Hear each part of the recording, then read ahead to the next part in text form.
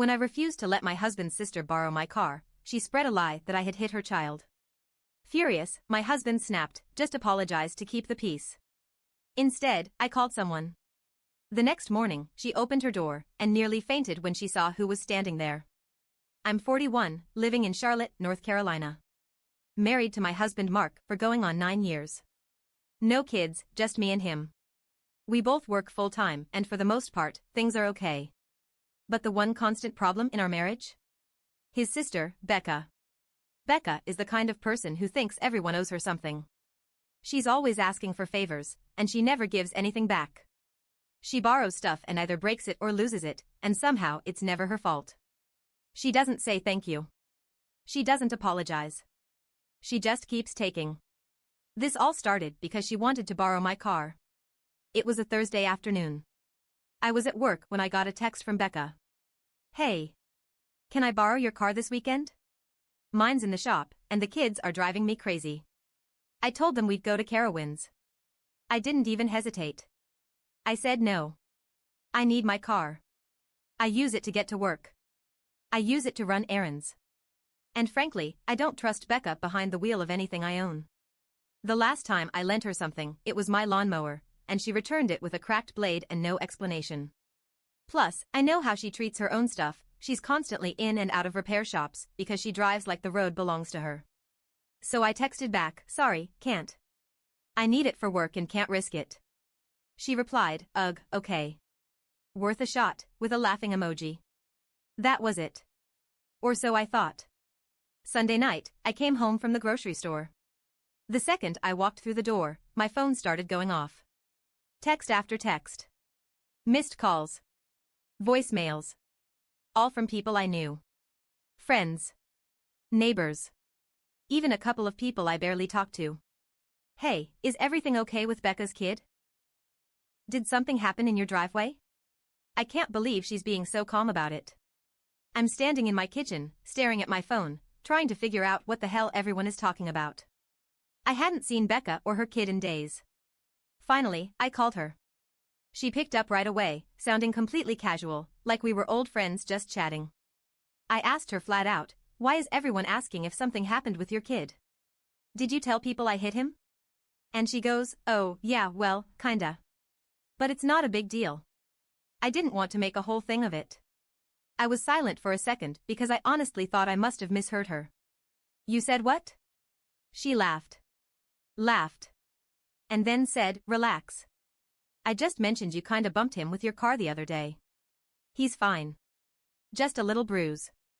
I wasn't going to say anything, but people asked why he wasn't feeling good today. Let me repeat, I had not seen this child in over a week. I hadn't even left my house the same time as her family in days. But there she was, telling people I'd hit her kid with my car. I told her she needed to clear that up immediately. She just kept brushing me off. "It's not that serious. Don't make it a whole thing." I hung up and told my husband what was going on. Mark was sitting on the couch, halfway watching a football game and halfway scrolling on his phone. I explained everything. I showed him the texts. I told him exactly what Becca said. He looked at me, shrugged, and said, "Just apologize. You know how she is. Let's just keep the peace." I stared at him for a good 30 seconds, waiting for him to realize how insane he sounded. Apologize? For something I didn't do? For an accident that never happened? For a lie she made up and told half the neighborhood? Absolutely not, I said. "Babe, come on," he said. "It's Becca. She's not gonna change. Just say sorry and let her have this one. Let her have this one." That's when I knew I needed to handle this myself. Because if I left it alone, Becca would do what she always does, keep lying, keep stirring up drama, and keep getting away with it. So I made a call. I have a friend named Jenna who works for Child Protective Services. We've been friends since high school, and I trust her more than just about anyone. I didn't call her as a friend, though.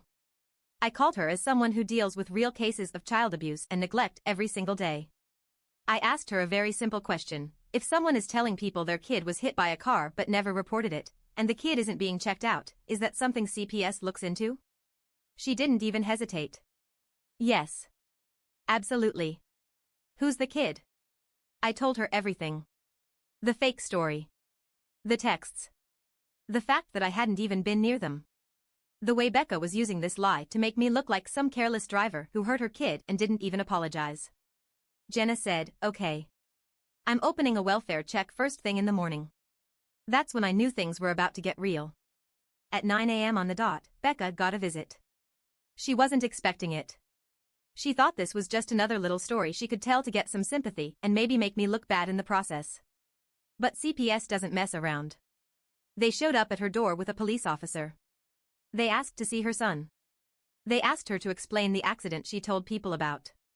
They took notes. They took photos. They checked her house. They asked why she hadn't taken him to the hospital if he was hurt.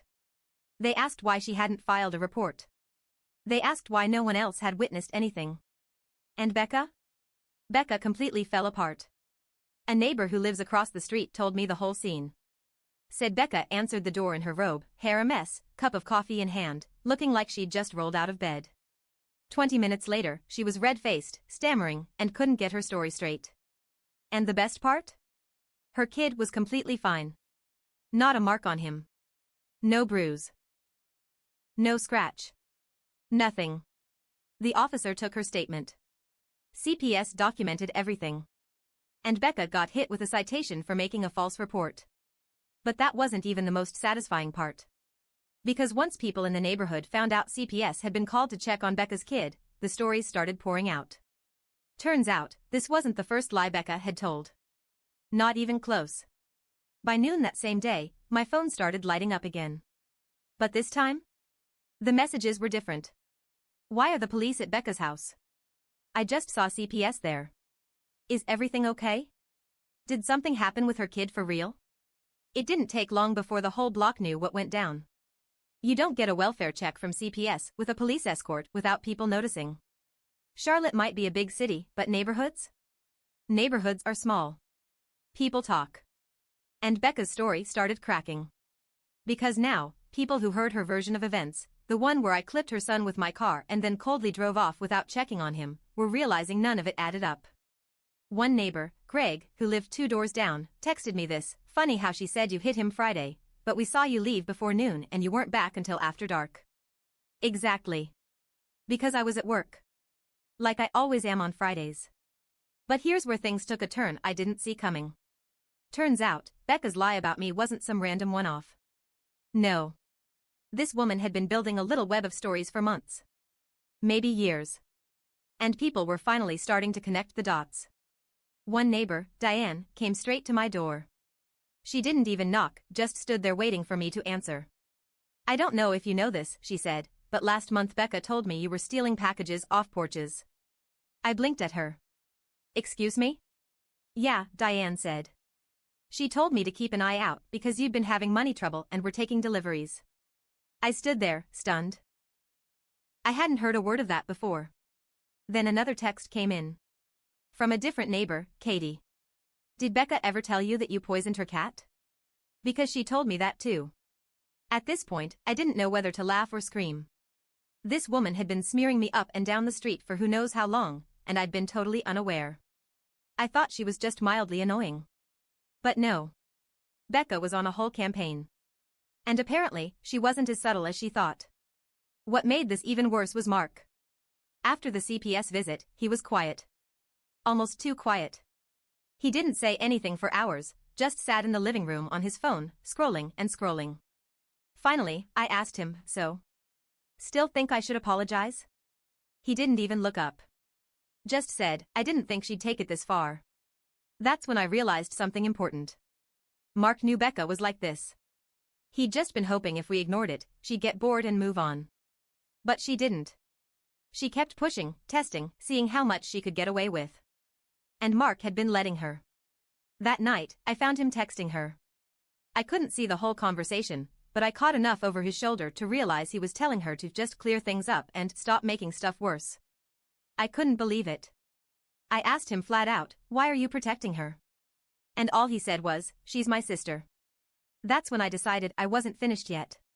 Here's the part that no one saw coming. The next day, I got a call from Jenna. "You're not going to believe this," she said. Apparently, during the CPS visit, Becca had made some offhand comment about how the bruise isn't even that bad anymore, even though her kid didn't have a single mark on him. And CPS? They don't play with that. So they pulled school records. Medical records. Just to double-check. And guess what they found? There had been 3 other times in the past year when Becca had taken her kid to urgent care for accidental injuries. All small stuff. A sprained wrist. A cut on his forehead. A bruise on his ribs. And every single time, the story was shaky. One of the reports even mentioned the nurse felt concerned about how vague Becca was being. Which meant Becca wasn't just lying about me. She might have been making up stuff about her own kid. Or worse. I didn't even know what to do with that information. Jenna told me CPS was opening a deeper investigation, and it wasn't just about some fake driveway incident anymore. Now they were digging into Becca herself. And the thing is? Becca had no idea I knew. She was still posting on Facebook like nothing happened, dropping passive-aggressive comments about fake friends and jealous people trying to ruin her life. Meanwhile, I was just sitting back, letting the professionals handle it. But the neighborhood wasn't staying quiet. That week, 3 different neighbors came forward with their own stories about Becca. Greg said she accused his wife of scratching her car. Katie said Becca told her someone had been sneaking into her backyard and she thought it was me. Diane said Becca tried to borrow her car once too, and when she said no, Becca stopped talking to her for months. It was like everyone had just been waiting for someone to say out loud what we were all thinking: Becca is a problem. And now that CPS was involved, and now that the cops had been at her door, no one was afraid to speak up anymore. I heard through the grapevine that Becca was shocked people weren't taking her side. She thought everyone would rally around her, but instead, people started pulling away. They stopped inviting her places. They stopped answering her calls. They stopped believing her stories. And Mark? He started getting quiet whenever I brought her up. Like he knew the truth but didn't want to admit it out loud. But the thing is, I wasn't finished. Not yet. I had an idea. Something bigger. Something that would make sure Becca couldn't just crawl out of this and start all over again somewhere else. Because I found out something about her lease agreement and her landlord. And once I put 2 and 2 together, I realized I had the perfect next step. But I'll save that part for later. Want me to keep going? So at this point, Becca was on thin ice. The CPS visit rattled her. Word had spread through the neighborhood. People were backing off. She wasn't getting invited to the usual backyard cookouts or the group chats about block parties anymore. But Becca? She's not the type to just take the L and move on. No. Instead, she doubled down. 3 days after the CPS visit, I woke up to another wave of texts, this time from Mark's family. His mom. His aunt. Even his cousin from Asheville who I barely know. All of them blowing up my phone, asking the same thing. What's going on with Becca? Why did you call CPS on her? She said you're trying to get her kid taken away. And just like that, Becca had changed the narrative. Now she was telling family that I had called CPS out of spite. That I was jealous of her being a mom. That I was trying to ruin her life because I don't have kids of my own. I was speechless. This woman went from lying about me hitting her kid to telling the entire family that I was out here running some kind of personal vendetta to have her child removed from her home. And Mark? Once again, useless. I mean, I get why she'd be upset, he said. I swear I thought I was being punked. You get why she'd be upset. She's dragging my name through the dirt with your entire family. She's lying again. Are you seriously defending her? He didn't answer. At that moment, I realized my husband might love me, but when it came to Becca, he was spineless. The next twist hit me like a brick. That Friday, I came home from work to find a note taped to our front door. It was folded over, and all it said on the outside was, "Thought you should know." Inside was a printout. Not handwritten. A full printout of a long, nasty Facebook post from a private neighborhood group I wasn't even part of. Guess who wrote it? Becca. She had posted this long rant accusing me of harassment. She said I had been spying on her family, calling authorities with false reports, and turning the neighborhood against her out of bitterness. She even claimed I'd been stalking her son. I felt sick. I read the whole thing 3 times to make sure I wasn't imagining it. She named me directly. Tagged me. Told everyone she was seeking legal advice and considering a restraining order. It was beyond anything I thought she was capable of. But here's the thing, Becca thought she was clever. She thought posting that in a private group would protect her. Like the rest of the neighborhood wouldn't tell me. Like people were still on her side. But she was wrong. The note? Someone from that group printed it out and left it on my door anonymously. No name, no return address. Just that simple message, thought you should know. And once I had that evidence, my next step became crystal clear. Now, here's where things really get interesting. Remember how I mentioned her landlord? Well, after all this, I finally decided to dig into her living situation. Becca rents. She's been in the same house for about 2 years. Always bragging about her sweet deal and how she's got a cool landlord who doesn't bother her. But what she never mentioned. Turns out, the owner of her house is a guy named Mr. Patterson. Retired, quiet, and lives about 5 blocks away. I only knew about him because we'd met once at a yard sale. So I reached out. Very casually. Just to ask if he was aware of everything going on at his property. Turns out, he was not. When I told him CPS had been called to the home, and that there had been police involvement, he got real quiet. Then he thanked me and hung up. 2 hours later, Diane texted me. Landlord's at Becca's. He looks pissed. Apparently, he showed up unannounced. Knocked on the door and demanded to inspect the place. Becca wasn't happy, but legally, she couldn't refuse. According to Diane, it turned into a whole scene with shouting, slamming doors, and Becca crying on the porch. But wait. There's more. The following day, I get another text from Diane. Check the county records. I didn't know what she meant at first, but then she sent me the link. Guess who hadn't been paying rent? For 3 months. Becca had been telling people her car was in the shop, and that's why she couldn't get around. Telling people she was tight on cash because of repairs. But in reality? She wasn't paying rent. Just living there, hoping the landlord wouldn't notice. And now? He definitely noticed. Word was spreading fast. The same neighbors Becca had been lying to were now whispering about eviction. About CPS. About the police at her house. Suddenly, Becca wasn't the victim anymore. She was the problem. And honestly? I hadn't even touched my real plan yet. Because if she thought CPS and the landlord showing up were bad, I had one more card to play. But I'll save that part for later if you want me to keep going. Want me to continue? At this point, Becca had burned every bridge in the neighborhood. People stopped replying to her texts. She wasn't getting invited anywhere.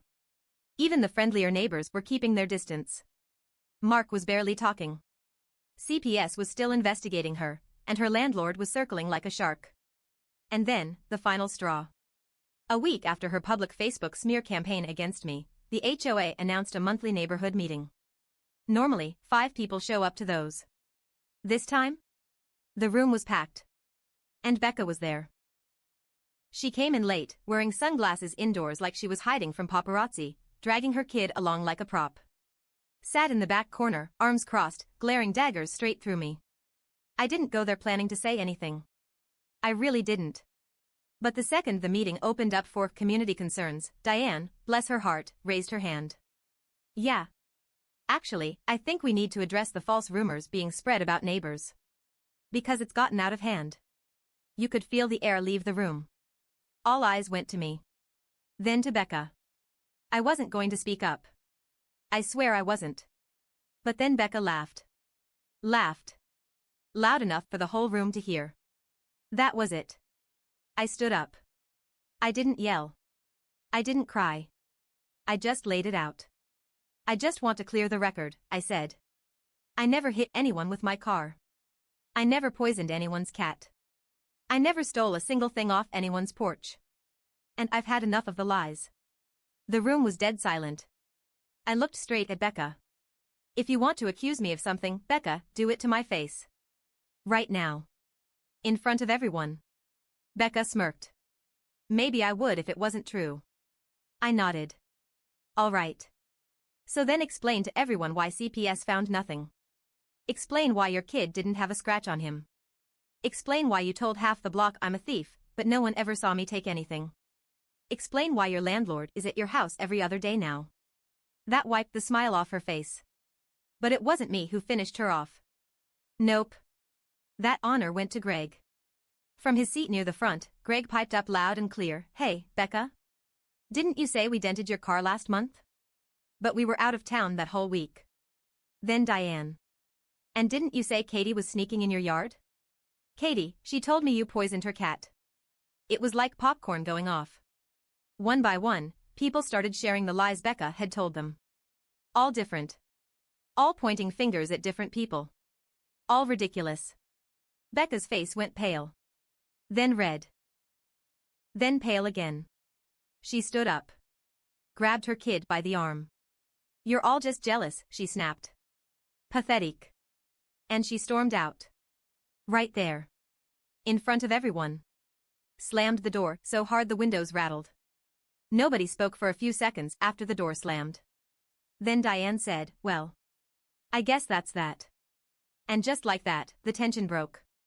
People were shaking their heads, whispering, looking around like we'd all just witnessed the end of some bad movie. Mark didn't say a word the whole meeting. But in the car on the way home, he finally spoke. And what did he say? "Maybe we should check on her. She's probably embarrassed." I almost laughed. After all of that, his first thought was still about protecting her feelings. I didn't even answer him. Just stared out the window the rest of the ride. When we got home, he went straight to the bedroom. I heard him shut the door. I stayed in the kitchen, replaying everything in my head. Here's the thing no one tells you about standing up for yourself against someone like Becca: you think it's going to feel good. And yeah, part of it does. Finally getting the truth out there. Watching her face when her web of lies unraveled in public. Having the whole neighborhood see her for what she really is. But there's another part that doesn't feel good at all. The part where you realize someone in your own family was willing to destroy your name over nothing. Just because you wouldn't give them what they wanted. Just because you said no. The part where you realize your husband, the person who's supposed to have your back, never really stood up for you. Not once. Even as his sister dragged me through the mud, he just kept sitting there, telling me to keep the peace. And the worst part? I don't even think Becca thinks she did anything wrong. I think, in her mind, she's the victim of this whole thing. Like we all ganged up on her for no reason. Over the next few days, neighbors kept stopping me on the street.